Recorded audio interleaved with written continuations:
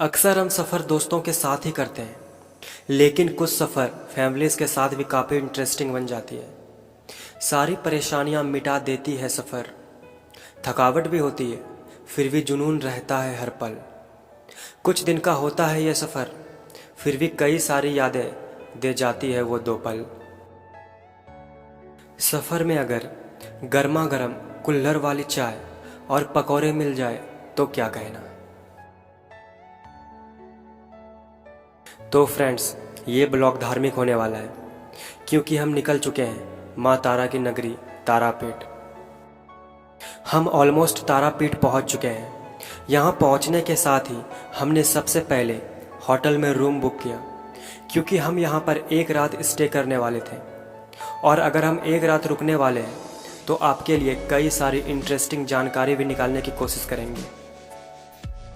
हम स्नान करने के बाद निकल पड़े माँ तारा के मंदिर की ओर, क्योंकि उनके दर्शन को हम काफ़ी उत्साहित थे। मंदिर जाने के रास्ते में आपको एक मार्केट मिलेगा, जहाँ पूजा से रिलेटेड चीज़ें मिलती है, जैसे प्रसाद, बच्चों के खेलने के खिलौने, माँ तारा की मूर्ति और भी कई सारी चीज़ें आपको इस मार्केट में मिल जाएंगे। मंदिर जाने वक्त हमारी नज़र एक वाइट पैरोट पर पड़ी, जो देखने में बहुत ही ज़्यादा खूबसूरत थी, जिसे हमने अपने कैमरे में भी कैद किया। मंदिर जाने से पहले आपको माँ तारा को भेंट चढ़ाने के लिए प्रसाद, फूल इत्यादि चीज़ों की ज़रूरत होगी, जो आपको मंदिर जाने के रास्ते में ही मिल जाएगी। तो बस अब हम पहुंच चुके हैं माँ तारा के मंदिर। दोस्तों, यहाँ पर हर दिन आपको लंबा लाइन्स देखने मिलेगा। यहाँ पर हर दिन कई सारे लोग माँ तारा के दर्शन करने को आते हैं। तो इसलिए अगर आपको जल्दी से पूजा करना है तो आपको टिकट्स लेने होंगे, लेकिन इसके बावजूद हमें काफ़ी देर तक लाइन में खड़ा रहना पड़ा। खैर कोई बात नहीं, जब तक हम माँ तारा के दर्शन कर लेते हैं तब तक आपको माँ तारा और तारापीठ से रिलेटेड कुछ बातें बता देते हैं। यहाँ आसपास के क्षेत्रों को मिला लिया जाए तो तारापीठ 3 है। कथा के अनुसार दक्ष यज्ञ में न बुलाए जाने से और स्वयं पहुँचने के बाद उपेक्षा के कारण अपमानित होने के बाद सती ने यज्ञ कुंड में कूदकर आत्मदाह कर लिया था। शिव ने दुख और क्रोध में वहां पहुंचकर यज्ञ भंग कर दिया और सती के शव को लेकर दुख में इधर उधर घूमते फिर रहे थे, जिससे उबरने के लिए विष्णु जी ने सती के शव को अपने चक्र से टुकड़ों में काटकर छितरा दिया।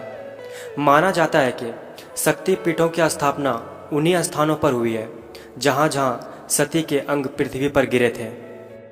इस कथा के मुताबिक सती के देवी के तीनों नेत्रों की तारक 32 योजना के त्रिकोण का निर्माण करते हुए 3 विभिन्न स्थानों पर गिरे थे, जहां बैद्यनाथ धाम के पूर्व दिशा में उत्तर वाहिनी, द्वारका नदी के पूर्व तट पर महाशमशान में श्वेत सिमुल के वृक्ष के मूल स्थान पर सती का तीसरा नेत्र गिरा था।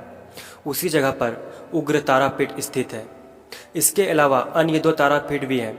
मिथिला के पूर्व दक्षिणी कोने में भागीरथी के उत्तर दिशा में त्रियुगी नदी के पूर्व दिशा में सती देवी की बाएं नेत्र की मणि गिरी थी। तो इस स्थान को नील सरस्वती तारापीठ के नाम से भी जाना जाता है। एक अन्य कथा इसे गौतम बुद्ध के बुद्ध अवतार से भी जोड़ती है।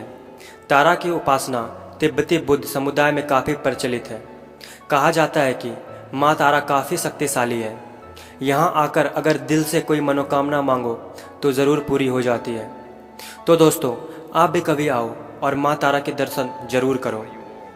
तो दोस्तों, अब हमने पूजा कर लिया है और हम अपने होटल पर विश्राम करने जा रहे हैं, क्योंकि हम काफ़ी देर तक लाइन में खड़े रहे तो हम थक चुके हैं। विश्राम करने के बाद हम वापस रात में यहाँ पर घूमने आएंगे। जैसे कि हमने आपको बताया था, हम एक रात यहाँ रुकने वाले हैं, तो हम रात में निकल पड़े मार्केट की ओर घूमने। मैंने देखा यहाँ के मार्केट में दिन के मुकाबले रात में ज़्यादा भीड़ थी। यहाँ काफ़ी लोग अपने दोस्तों के साथ तो कोई अपने फैमिलीज़ के साथ लुत्फ़ उठा रहे थे और मार्केटिंग का मज़ा ले रहे थे। यहाँ पर कोई प्रसाद ले रहा था तो कोई माँ तारा की मूर्त। तो बस दोस्तों, यहीं तक था हमारा तारापीठ का सफ़र। हमने काफ़ी एंजॉय किया।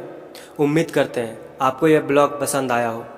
हम फिर से मिलेंगे ऐसे ही किसी इंटरेस्टिंग ब्लॉग के साथ। तब तक के लिए धन्यवाद। ख्याल रखो अपना। और अगर यह वीडियो पसंद आया हो तो अपने फैमिलीज़ और अपने दोस्तों के साथ ज़रूर शेयर करो। Are you all my personal